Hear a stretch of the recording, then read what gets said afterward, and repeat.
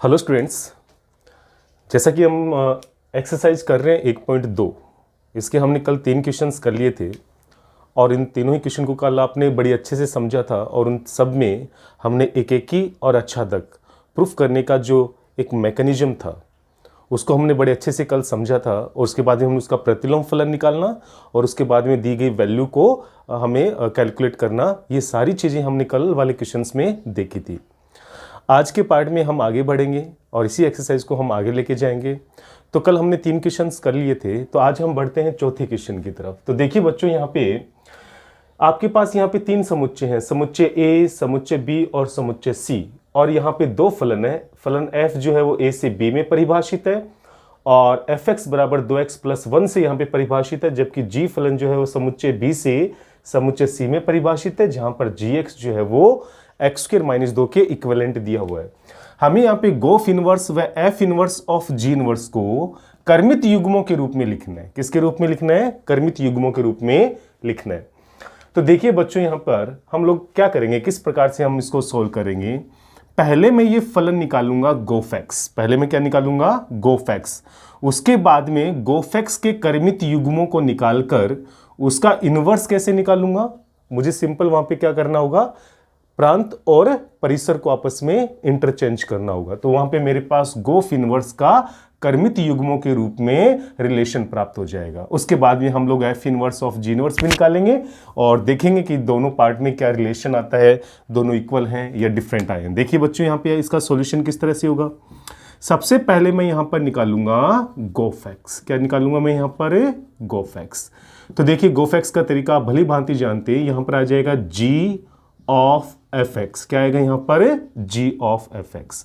उसके बाद में देखिए बच्चों, g ऑफ fx और fx की जो वैल्यू है यहाँ पर 2x+1 है। क्या है यहाँ पर? 2x+1। अब 2x+1 का जब g फलन निकालेंगे तो g फलन में x के स्थान पर 2x+1 रखेंगे तो यहाँ पर आ जाएगा 2x+1 की होल स्क्वायर और माइनस में आएगा यहाँ पर 2। और जैसे हम इसकी होल स्क्वायर खोलेंगे तो ये हो जाएगा यहाँ पे 4x² प्लस का 4x और प्लस का 1 - 2। तो यहाँ पर गोफेक्स की जो वैल्यू है, यहाँ पर जो गोफेक्स की वैल्यू है वो हमें प्राप्त हो जाएगी 4x² प्लस का 4x और माइनस का 1। क्या प्राप्त हो जाएगी यहाँ पे? 4x² प्लस 4x और माइनस का 1। तो देखिए बच्चों, अब हम यहाँ पे किस प्रकार से कर्मित युग्मों के रूप में रिलेशन को निकालते हैं। गोफ जो है वो किस से किस में परिभाषित है, या यूं देखिए कि गोफ का प्रांत क्या है। गोफ का प्रांत क्या है? तो देखिए बच्चों, यहाँ पे गोफ का प्रांत वही होगा जो f का प्रांत है, जो f का प्रांत है। और f का प्रांत है a, तो गोफ का प्रांत भी होगा a। इसका मतलब आपको गोफ फलन में 1 2 3 4 रखना होगा, जो यहाँ पे प्रांत कहलाएगा। 1 2 3 और 4, ये यहाँ पे हो जाएगा गोफ का प्रांत। 1 2 3 और 4। अब हम यहाँ पे इसका परिसर ज्ञात करेंगे तो सिंपल आपको 1 2 3 4 इस फलन में रखना होगा। जैसे हम यहाँ पर 1 रखते हैं तो आप खुद सोल्व कीजिए बच्चों। 4 + 4 8, 8 में से 1 माइनस करेंगे तो यहाँ बचेगा 7। अब जैसे मैं यहाँ पे 2 रखता हूँ तो 2 का वर्ग होता है 4, 4 चौके 16, 16 और 8 यहाँ पे 24 और 24 में से 1 घटाएंगे तो बनेगा यहाँ पर 23। अब देखिए बच्चों, यहाँ पर 3 रखेंगे तो 3 का स्क्वायर होता है 9, 9 चौके 36, 36 और 12 होते हैं 48 और 48 में से 1 घटाएंगे तो यहाँ बचेगा 47। कितना बचेगा यहाँ पे? 47। और जब मैं यहाँ पे रखता हूँ 4 तो 4 का वर्ग 16, 16 चौके 64, 64 और 16, 64 और 16 होते हैं 80, 80 में से 1 कम करेंगे तो 79 यानी कि 79 हमें प्राप्त हो जाएंगे। तो देखिए बच्चों, यहाँ पे गोफ किस से किस में परिभाषित होगा आपको अच्छे से पता है। गोफ जो है वो संयुक्त फलन है g और f का, तो वो a से c में परिभाषित होगा। यानी a जो है वो तो प्रांत होगा और c जो है वो इसका परिसर या सह प्रांत आप बोल सकते हैं। और बिल्कुल हमें यहाँ पर c के ही अवयव प्राप्त हुए परिसर के तौर पे। तो हमने यहाँ पे निकाल लिया गोफ फलन। अब मुझे निकालना है इसका इनवर्स। तो देखिए बच्चों, काफी आसान है। यहाँ पर गोफ फलन का इनवर्स निकालने के लिए आपको सिंपल यहाँ पे प्रांत और परिसर में इंटरचेंज करना है। तो यहाँ पर आ जाएगा 7 1 और यहाँ पर आ जाएगा आपके पास 23 2, यहाँ पर आ जाएगा आपके पास ये 47 3 और यहां पर आ जाएगा 79/4। कितना आ जाएगा? 79/4। तो इस प्रकार से हम यहां पे गोफ इनवर्स बड़ी आसानी से प्राप्त कर सकते हैं। तो ये गोफ इनवर्स को यहां पे हमने क्रमित युग्मों के रूप में व्यक्त कर दिया। अब मुझे निकालना है F inverse of ji inverse. तो जैसे हमने गोफ इनवर्स निकाला है वैसे ही मैं पहले F inverse of ji inverse निकालूंगा। तो देखिए बच्चों, ध्यान से समझिएगा, यहां पे जो एफ इनवर्स है, एफ इनवर्स जो होगा वो फलन एफ का प्रतिलोम फलन है। जी इनवर्स जो है वो फलन जी का प्रतिलोम फलन है। तो मैं फलन एफ से एफ इनवर्स कैसे निकालूंगा? देखिए यहां पे जो आपको एफ एक्स दिया हुआ है, जो फलन एफ एक्स आपको दिया हुआ है, किस रूप में दिया हुआ है? 2x + 1 हमें दिया हुआ है यहां पे 2x + 1। इसका इनवर्स निकालने का तरीका सिंपल है। आप जैसे इसके इक्वल y लेंगे तो यहां से आपके पास 2x बराबर आ जाएगा y - 1। तो यहां से x की वैल्यू आ जाएगी y - 1/2 और इस x को आपको f इनवर्स y में कन्वर्ट करना है। तो ये आ जाएगा यहां पे y - 1/2। तो अब आप चाहे यहां पे y को x में बदल दें और चाहे ना बदलें, दोनों ही सही है। x - 1/2। तो यहां से हम फलन f का प्रतिलोम निकाल सकते हैं। यहां से हमने किसका प्रतिलोम निकाल लिया? फलन f का। इसी प्रकार से मैं अभी निकालने वाला हूं फलन g का प्रतिलोम। तो देखो यहां पे gx किस तरह से परिभाषित है। gx हमें दे रखा है यहां पे x² - 2 से। तो जैसे मैं इसके इक्विवेलेंट y लेके चलता हूं तो यहां से x² बराबर आ जाएगा मेरे पास y + 2। तो यहां से x की वैल्यू आ जाएगी √y + 2। क्या आएगा यहां से? √y + 2। और इस x को मैं यहां पे लिख दूंगा g इनवर्स y। क्या लिख दूंगा मैं यहां पे? g inverse y। अब चाहो तो यहां पे y को x में कन्वर्ट कर दो, तो रूट में आपके पास आ जाएगा यहां पे x + 2। तो यहां पर ये फलन जो है वो फलन g के प्रतिलोम को प्रदर्शित करने वाला फलन है। तो हमने यहां पे f इनवर्स प्राप्त कर लिया, हमने यहां पे g इनवर्स प्राप्त कर लिया। अब हम लोग यहां पे f inverse of g inverse यानी कि इन दोनों का संयोजन प्राप्त करेंगे। तो देखिए किस प्रकार से। तो देखिए बच्चों, यहां पे गोफ इनवर्स तो एज इट इज अपने रूप में लिखा हुआ है। हमने यहां पे f इनवर्स निकाला है, g इनवर्स निकाला है। मैं अब यहां पे f inverse of ji inverse calculate कर रहा हूं। तो देखिए तरीका वही होगा संयोजन निकालने का। एफ इनवर्स तो बाहर रहेगा, ऑफ के स्थान पे बड़ा ब्रैकेट, अंदर आ जाएगा यहाँ पे जी inverse x.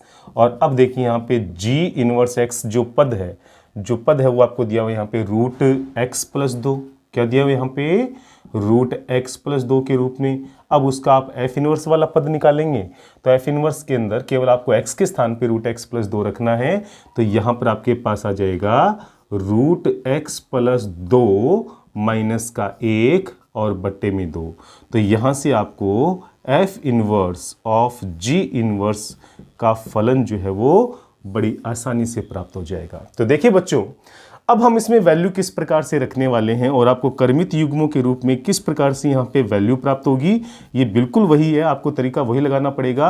F inverse of ji inverse का प्रांत आपको ढूंढना पड़ेगा। तो देखिए यहाँ पे F inverse of ji inverse का प्रांत वही होगा जो जी इनवर्स का प्रांत है।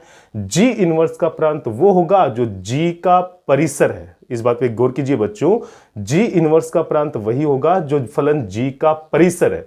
फलन g का परिसर है यहाँ पे c, इसका मतलब g इनवर्स का प्रांत होगा c। तो आपको यहाँ पे जो वैल्यूज रखनी है वो c से रखनी है। तो c की वैल्यू यहाँ पे दे रखी है 7, उसके बाद में आपको दिया हुआ यहाँ पे 23, उसके बाद में आपको यहाँ पे दिया हुआ 47, क्या दिया हुआ यहाँ पे 47, और लास्ट में देखिए बच्चों आपको दिया हुआ यहाँ पे 79। तो यहाँ पे हमने F inverse of ji inverse के प्रांत को प्रदर्शित कर दिया। अब इसके संगत परिसर देखिए, जैसे मैं x की वैल्यू 7 यहां पे रखता हूं तो 7 + 2 9, 9 का वर्गमूल 3, 3 में से घटाएंगे 2 और 2 में 2 का भाग देंगे तो आएगा 1 यानी कि 1। 23 को जब x के स्थान पे रखेंगे 23 + 2 25 का वर्गमूल 5, 5 में से घटाएंगे 4, 4 में 2 का भाग देंगे तो 2 प्राप्त होगा। 47 रखेंगे तो 47 + 2 49, 49 का वर्गमूल 7, 7 में से घटाएंगे 6, 6 में 2 का भाग देंगे तो 3 प्राप्त होगा। और 79 रखेंगे तो 79 + 2 81, 81 का वर्गमूल होता है 9, 9 में से घटाएंगे 8, 8 में 2 का भाग देंगे तो 4 हमें प्राप्त होगा। तो देखिए बच्चों, ये तो गोफ इनवर्स है और ये है F inverse of ji inverse. तो आप बड़ी आसानी से देख सकते हैं कि यहाँ पे गोफ इनवर्स जो है, यहाँ पे गोफ इनवर्स जो है वो बराबर आ रहा है F inverse of ji inverse के। और एक बच्चों एक बात और बता दूं कि परमेय 1.7 जो है, परमेय 1.7 इसी के ऊपर आधारित है, जिसमें आपको ये प्रूफ करना दे रखा है कि अगर, माफ कीजिए, होल इनवर्स है यहाँ पे, होल इनवर्स, तो यहाँ पर ये प्रूफ करना दे रखा है कि अगर गोफ फलन परिभाषित हो तो उसका इनवर्स जो होता है F inverse of ji inverse के इक्विवेलेंट होता है। अगर किसी संयोजन के अंदर गोफ परिभाषित है तो उसका इनवर्स यानी उसका प्रतिलोम जो है वो F inverse of ji inverse के इक्विवेलेंट होता है। तो आप उस प्रमेय की सहायता से भी आपको इस पोर्शन को निकालने की वैसे तो कोई आवश्यकता नहीं थी अगर आप यहाँ पे प्रमेय का उदाहरण साथ में लगाते तो, लेकिन हमें ये सोल्व करना बहुत ज़रूरी था, क्योंकि अगर सोल्व नहीं करते तो आपको ये चीज़ें अच्छे से क्लियर भी नहीं हो पाती। तो इस प्रकार से हम लोग फोर्थ क्वेश्चन को संपन्न करेंगे और हमें F inverse of ji inverse equivalent प्राप्त होगा गोफ इनवर्स के।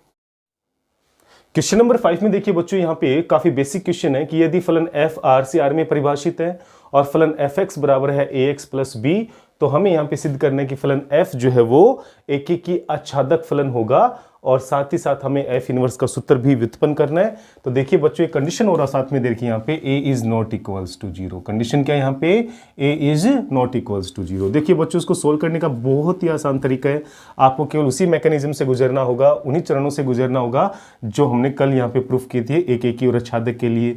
तो देखिए बच्चों आज मैं थोड़ा सा और अभ्यास करवा देता हूँ। यहाँ पर देखिए मैं सबसे पहले निकाल रहा हूँ एकेकी फलन। तो देखिए किस तरह से हम इसको सोल्व करेंगे। माना x1 x2 belongs to r, और यहाँ पे r जो है वो किसको शो कर रहा है, प्रांत को। There exist fx1, there exist fx1 fx2, there exist fx1 fx2 belongs to r, और यानी इस r का मतलब है सहप्रांत, सहप्रांत। such that fx1 is equals to fx2। तो देखिए fx1 बराबर है fx2। अब हम यहाँ पे प्रूफ करना है एकेकी के लिए x1 बराबर x2। तो fx1 की वैल्यू देखिए बच्चों कहाँ से लेके आएंगे, जो फलन fx बराबर ax प्लस b है, यहाँ पे सिंपल x के स्थान पे आपको x1 रखना है, तो ये हो जाएगा ax1 प्लस b, ये हो जाएगा यहाँ पे ax2 प्लस b। तो यहाँ से देखिए आपके पास आएगा ax1 बराबर ax2, तो यहाँ से आ जाएगा x1 बराबर में x2, और जैसे x1 बराबर x2 आए तो यहाँ पे आप एकेकी की परिभाषा लिखने के साथ साथ और ये भी डाल दें कि अतः दिया गया फलन जो है वो एकेकी फलन होगा। अतः दिया गया फलन, अतः दिया गया फलन एकेकी फलन होगा, एकेकी फलन होगा। यहाँ पे वो परिभाषा जरूर डाल दें कि यहाँ पे प्रांत के भिन्न भिन्न अवयवों के सापेक्ष आपको सह प्रांत में भिन्न भिन्न प्रतिबिंब प्राप्त होता है, अतः यहाँ पे दिया गया फलन जो है वो एकेकी फलन होगा। अब हम लोग बढ़ते हैं यहाँ पे आच्छादक की तरफ। आच्छादक, तो आच्छादक प्रूफ करने का तरीका कल आपको बताया था। यहाँ पे हमने यहाँ पे लिखा था for all y belongs to r, और r हमने यहाँ पे लिया था सह प्रांत। क्या लिया था हमने यहाँ पे, सह प्रांत। For all y belongs to r there exist x belongs to r, यहाँ पे r जो है वो किसको प्रदर्शित करता है, प्रांत को। सच दैट, किस प्रकार से लिया हमने, सच दैट कि मुझे fx बराबर क्या प्राप्त होता है, y प्राप्त होता है। fx बराबर क्या प्राप्त होता है, y प्राप्त होता है। अब fx देखिए यहाँ पे क्या दिया हुआ है, ax प्लस b, और बराबर में क्या है, y। तो यहाँ से देखिए ax बराबर आ जाएगा y माइनस b, तो यहाँ से x की वैल्यू आ जाएगी y माइनस b बट्टे में a, तो जो कि किसका अवयव है, जो यहाँ पर बिलोंग्स टू r यानी कि प्रांत का अवयव है। इसका मतलब यहाँ पर प्रत्येक y के सापेक्ष x का अस्तित्व है, अतः दिया गया फलन जो है वो आच्छादक है। अतः प्रत्येक y यानी कि सह प्रांत, प्रत्येक y जो किसका अवयव है यहाँ पे, सह प्रांत, प्रत्येक y के सापेक्ष, प्रत्येक y के सापेक्ष प्रांत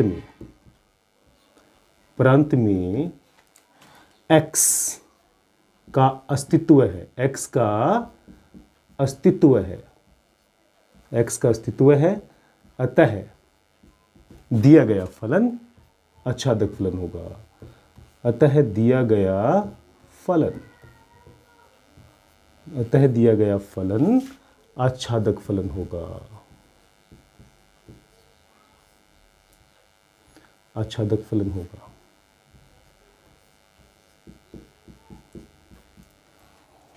तो इस प्रकार से बच्चों हम लोग इस फलन को एकेकी और आच्छादक दोनों प्रूफ कर सकते हैं। अब हम निकालते हैं यहाँ पे एफ। तो देखिए बच्चों यहाँ पे एफ इनवर्स किस प्रकार से कैलकुलेट करेंगे, तरीका बिल्कुल वैसा ही होता है आच्छादक की तरह। For all y belongs to r, r यहाँ पे जो है वो किसका अवयव है, सह प्रांत। There exist x belongs to r, और r यहाँ पे किसका अवयव है, प्रांत। सच दैट fx बराबर हमें क्या प्राप्त होता है, y। तो fx देखिए यहाँ पे क्या दे रखा है, ax प्लस b, और इक्वल्स टू में क्या दिया हुआ है, y। तो यहाँ से ax बराबर आ जाएगा y माइनस b, तो यहाँ से x की वैल्यू आ जाएगी y माइनस b बटे a, और x को हम लोग यहाँ पर f इनवर्स y से रिप्लेस कर सकते हैं। तो f इनवर्स y को आप चाहो तो x में कन्वर्ट कर दो, तो आगे वाले पद में भी y के स्थान पे x आना स्वाभाविक है। तो यहाँ पर प्रतिलोम फलन जो है, दिए गए फलन का जो प्रतिलोम फलन है वो x माइनस बी अपॉन ए के रूप में हमें प्राप्त हो जाएगा। तो बच्चों ये हम पहले भी कर चुके हैं, काफ़ी आसान इसकी विधि है। फलन बदलते जाएंगे, एकेकी और आच्छादक प्रूफ करने का तरीका भी वही रहेगा, मैकेनिज्म भी वही रहेगा, और एफ इनवर्स निकालने का मैकेनिज्म भी सेम रहने वाला है, केवल फलन क्वेश्चन दर क्वेश्चन जो है वो चेंज होते जाएंगे। देखिए बच्चों क्वेश्चन नंबर 6 की तरफ हम लोग बढ़ते हैं। यहाँ पे हमें दिया हुआ है कि यदि फलन एफ आर से आर में परिभाषित है तथा एफ एक्स बराबर हमें दिया हुआ है कोस एक्स, तो हमें ये जांच करनी है कि यहाँ पे एफ इनवर्स यानी कि इस फलन एफ का प्रतिलोम विद्यमान है या नहीं है। तो आप खुद बताइए बच्चों, किसी भी फलन का प्रतिलोम जो होता है वो कब विद्यमान होता है, जब दिया गया फलन जो है वो एकेकी फलन भी हो और आच्छादक फलन भी हो। तो सिंपल मुझे यहाँ पे इसको एकेकी और आच्छादक इसकी जांच करनी है। तो देखिए बच्चों, जब मैं यहाँ पर एकेकी की बात करता हूं तो एकेकी के केस में मुझे पहले तो अपने मेंटली तरीके से ये जानना पड़ेगा कि यहाँ पर ये फलन एकेकी है या नहीं है। तो देखिए बच्चों, सिंपल सी बात है, यहाँ पे जो प्रांत है वो वास्तविक संख्याओं का समुच्चय है। यहाँ पे प्रांत जो है वो वास्तविक संख्याओं का समुच्चय है, और यहाँ पर जो सह प्रांत है वो भी वास्तविक संख्याओं का समुच्चय है। तो प्रांत में निश्चित तौर पे 0 भी मिलेगा और 2 पाई का मतलब यानी 360 भी मिलेगा बच्चों, क्योंकि 360 भी क्या है, वास्तविक संख्या है। लेकिन जैसे मैं यहाँ पे x के स्थान पे 0 रखता हूं तो कोस 0 का मान जो होता है वो 1 होता है। कितना होता है कोस 0 का मान, 1 होता है। और यहाँ पे f 2 पाई, जैसे मैं यहाँ पे x की वैल्यू 2 पाई रखता हूं तो कोस 2 पाई का मान भी 1 होता है। इसका मतलब 0 जो है वो किससे जाके जुड़ेगा, 1 से, और 2 पाई जो है वो भी किससे जाके जुड़ेगा, 1 से। कहने का मतलब सिंपल है कि जो फलन हमें fx बराबर कोस x दिया हुआ है, चूंकि मैं यहां पर x जो है कोई भी वास्तविक संख्या रख सकता हूं, अगर मैं यहां पे रखता हूं 0, तो देखिए बच्चों यहाँ पे कोस 0 का जो मान होता है वो 1 होता है। और इसी प्रकार अगर मैं यहाँ पर रखता हूँ x के स्थान पर 2 पाई, तो आपको अच्छे से पता है कि कोस 2 पाई का मान भी 1 होता है। इसका क्या मतलब हुआ बच्चों, इसका मतलब सीधा सा ये हुआ कि प्रांत के भिन्न भिन्न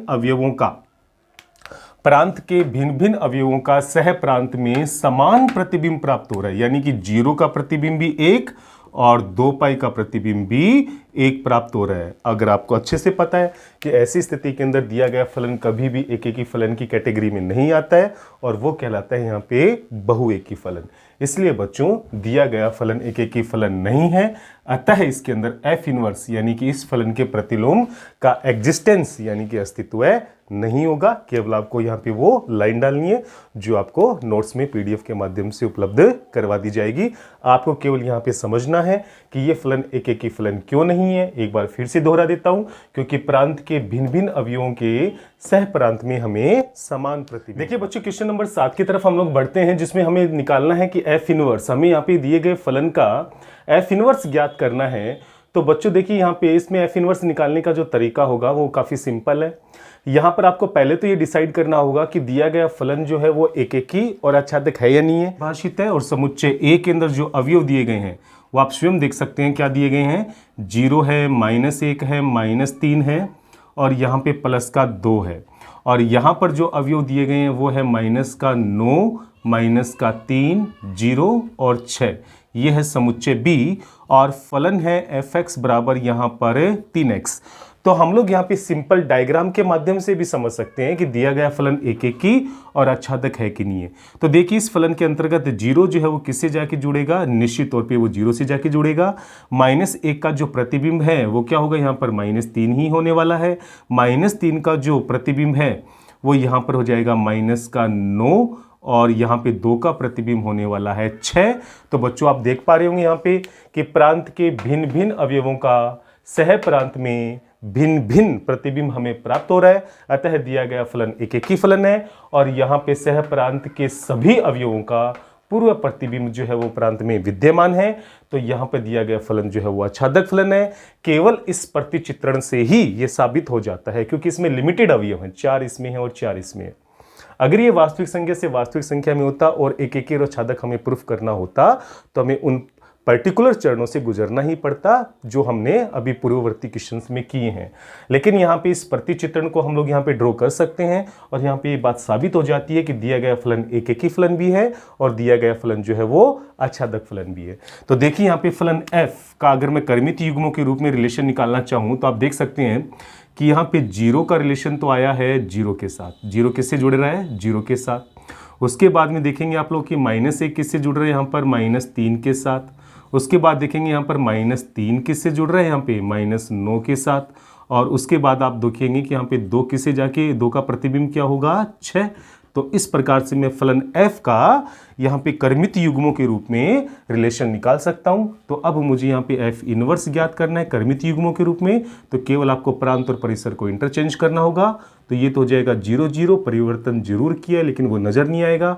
यहाँ पर हो जाएगा -3 और -1, यहाँ हो जाएगा -9 और -3 और यहाँ पर हो जाएगा 6 और 2।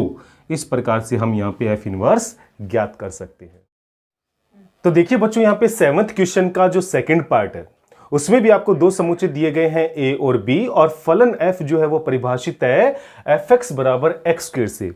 इसमें f इनवर्स ज्ञात करना है और ये ज्ञात तभी हो पाएगा अगर इसके अंदर f इनवर्स का अस्तित्व हुआ। और अस्तित्व कब होगा, जब दिया गया फलन जो है वो एक ही भी हो और दिया गया फलन जो है वो आच्छादक हो। तो हम लोग यहाँ पर भी इसका प्रतिचित्रण यहाँ पर ड्रॉ करते हैं दिए गए रिलेशन का। तो देखिए बच्चों यहाँ पर समुच्चय ए में कौन कौन से अवयव आने वाले हैं। समुच्चय ए में अवयव हमें दिए गए हैं 1, 3, 5, 7 और 9।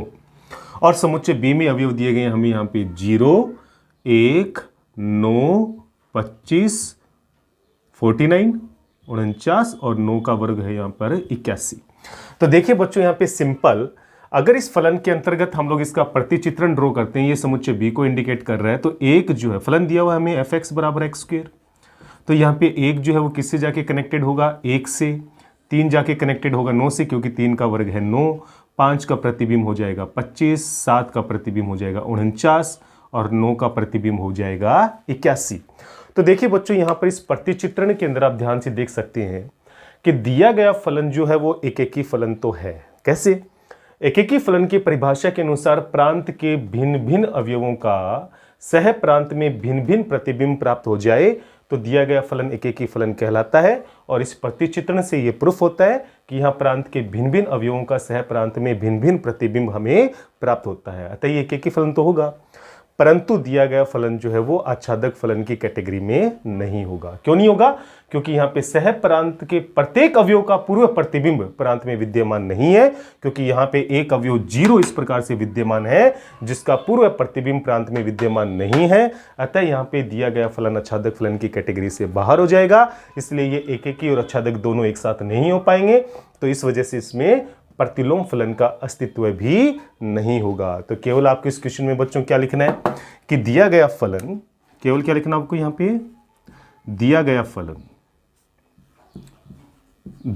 फलन आच्छादक फलन नहीं है।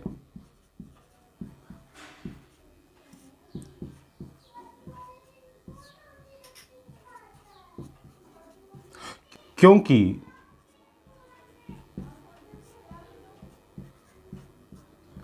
सह प्रांत के अवयव 0 का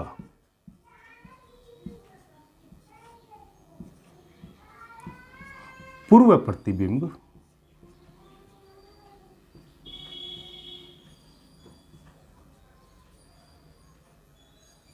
प्रांत में विद्यमान नहीं, प्रांत में विद्यमान नहीं है। अतः यहां एफ इनवर्स का अस्तित्व नहीं होगा, तो हम उसको ज्ञात करने में असमर्थ हैं। ये लाइन आपको यहां पे जरूर डालनी होगी। और इसी देखिए बच्चों, यहां पे क्वेश्चन नंबर 3 के अंदर यहां पे जो समुच्चय ए और बी है वो यहाँ पे वास्तविक संख्याओं का समुच्चय दिया हुआ है, ना कि कोई पर्टिकुलर संख्याओं का, जैसा कि पूर्ववर्ती क्वेश्चंस में दिया हुआ था। और फलन एफ एक्स बराबर है एक्स की क्यूब। तो इस केस के अंदर ए और बी समुच्चय चूंकि वास्तविक संख्याओं का समुच्चय है, तो यहाँ पे प्रतिचित्रण को दर्शाना संभव नहीं होगा, क्योंकि प्रत्येक वास्तविक संख्या के संगत हम लोग यहाँ पे प्रत्येक वास्तविक संख्या का प्रतिबिंब ज्ञात नहीं कर सकते। इतना लंबा हम प्रोसेस यहाँ नहीं कर सकते। तो अगर यहाँ पर वास्तविक संख्याओं का समुच्चय दिया हुआ है, तो सिंपली हमें इसको एकेकी और आच्छादक प्रूफ करने के लिए हमें ट्रेडिशनल मेथड की तरफ जाना ही पड़ेगा, उन मैकेनिज्म से गुजरना ही पड़ेगा। तो देखिए बच्चों, मैं सबसे पहले यहाँ पे प्रूफ कर रहा हूँ एकेकी फलन। क्या प्रूफ कर रहा हूँ इस फलन को?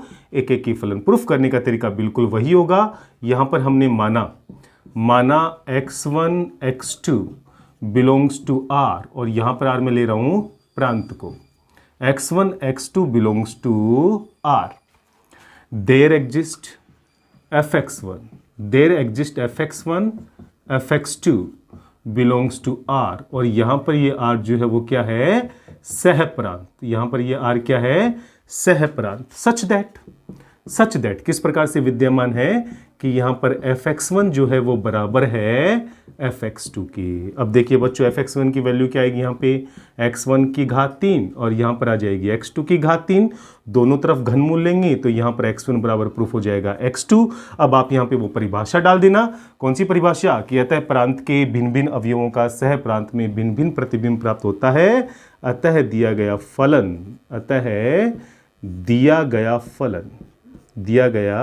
फलन एकेकी फलन होगा। कौन सा फलन होगा? यहाँ पे एकेकी फलन होगा। अब देखिए बच्चों, हम लोग मूव करते हैं यहाँ पे आच्छादक की तरफ। किसकी तरफ मूव करते हैं? आच्छादक की तरफ। तो आच्छादक में भी देखिए बच्चों, हम लोग कैसे प्रूफ करते आए हैं अब तक। For all y belongs to r, और r हमने यहाँ पे क्या ले लिया? सहप्रांत। There exist x belongs to r, और ये r किसका अवयव है? ये x किसका अवयव है यहाँ पे? प्रांत का। सच दैट कि हमें fx बराबर क्या प्राप्त होता है? y, यानी सह प्रांत के किसी अवयव y के सापेक्ष प्रांत में एक अवयव x इस प्रकार से विद्यमान है जहां पर fx बराबर हमें y प्राप्त होता है। अब fx बराबर हमें x की क्यूब दिया हुआ था, और हमें यहां से x की वैल्यू निकालनी है, जो y की घात 1/3 प्राप्त होगी। चूंकि y की घात 1/3 x के इक्विवेलेंट है, और x जो है वो r यानी कि प्रांत का अवयव है, तो निश्चित तौर पे y की घात 1/3 भी प्रांत का अवयव होगा। इसका मतलब क्या हुआ बच्चों? कि y का मान रखो और उसका घनमूल करेंगे तो आपको x प्राप्त होगा, यानी कि प्रत्येक y के संगत यहाँ पे x का अस्तित्व होना चाहिए। तो देखिए y यहाँ पे वास्तविक संख्याओं का समुच्चय है, तो y का मान निश्चित तौर पे कोई ना कोई वास्तविक संख्या ही रखी जाएगी। उसका जब मैं घनमूल करूंगा तो पूर्व प्रतिबिंब के रूप में मुझे x निश्चित तौर पे प्राप्त होगा, क्योंकि किसी भी संख्या का घनमूल जो होता है वो भी वास्तविक संख्या ही होता है। इसका मतलब क्या हुआ? अतः यहाँ प्रत्येक y के संगत, अतः यहां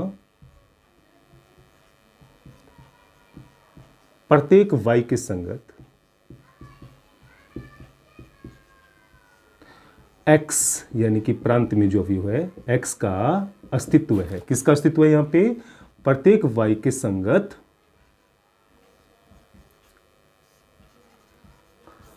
यहाँ पे प्रांत में x का अस्तित्व है। अतः दिया गया फलन जो है वो आच्छादक फलन होगा। चूंकि दिया गया फलन एकेकी और आच्छादक दोनों है, अतः इस फलन में प्रतिलोम फलन का हम निकालते हैं। इसका प्रतिलोम जो कि हमारा अल्टीमेट टारगेट था, हमने इसको एकेकी और आच्छादक प्रूफ करके ये प्रूफ कर दिया कि इस फलन के प्रतिलोम का अस्तित्व होगा। अब देखिए यहाँ पे तरीका वही होगा जो आच्छादक में हमने यूज किया था। For all y belongs to r, r यानी कि सहप्रांत। There exist x belongs to r, r यानी कि प्रांत। Such that fx equals to क्या होता है? y। तो एफ एक्स हमें यहाँ पे दिया हुआ x की घात 3 बराबर में आ जाएगा y, तो यहाँ से x की वैल्यू आ जाएगी y की घात 1/3 और यहाँ पे हम x को एफ इनवर्स y से रिप्लेस कर देंगे जो कि y की घात 1/3 आएगा। अब चाहो तो हम इसको एफ इनवर्स x के रूप में भी कन्वर्ट कर देंगे तो ये y भी x में रिप्लेस हो जाएगा। तो हमें यहाँ पे दिए गए फलन f का प्रतिलोम फलन x की घात 1/3 के रूप में प्राप्त हो जाएगा और इसी प्रकार से हम लोग यहाँ पे एफ इनवर्स की गणना कर सकते हैं। तो बच्चों ये हैं चैप्टर 1.2 के सारे क्वेश्चंस मैंने आपको करवा दिए हैं। प्रत्येक क्वेश्चन को हमने यहाँ पे सॉल्व किया है। इसको सॉल्व करने के लिए जो निश्चित जो बेसिक यहाँ पे हमने फॉर्मूला यूज किया वो एक और आच्छादक का था, जिससे हमने निश्चित चरणों के माध्यम से उसको प्रूफ करने का जो एक नया तरीका था वो हमने सीखा यहाँ पे। निश्चित तौर पे आपने जरूर उसके ऊपर अभ्यास भी किया होगा और आपको वो अच्छे से समझ में भी आया होगा। आपने देखा होगा बार बार उन्हीं चरणों को प्रत्येक क्वेश्चंस के अंदर हम लोग घुमाते जा रहे हैं, केवल फलन बदल रहे हैं लेकिन उस मैकेनिज्म में कोई भी परिवर्तन नहीं हो रहा है। तो यहाँ पे 1.2 एक्सरसाइज जो है वो कंप्लीट हो चुकी है। फिर भी अगर किसी प्रकार से आपके मन में कोई डाउट हो तो आप मुझसे शेयर कीजिए, यथासंभव आपको उसका सॉल्यूशन जरूर मिलेगा। इसी प्रकार से आप लोग मेहनत करते रहिए।